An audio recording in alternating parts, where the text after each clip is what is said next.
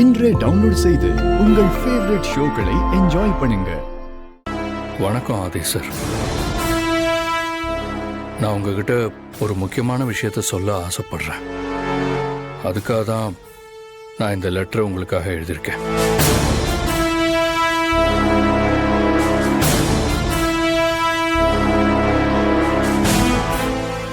அதே உங்களை சுற்றி நிறைய புரியாத விஷயங்கள், பதில் இல்லாத கேள்விகள்னு நிறைய மர்மங்கள் நடந்துகிட்டு இருக்கு. உங்க வாழ்க்கையோட ரகசியங்கள், உங்களை சுற்றி நடக்கிற மர்மங்கள், இது எல்லாத்துக்கும் எனக்கு விட தெரியும்.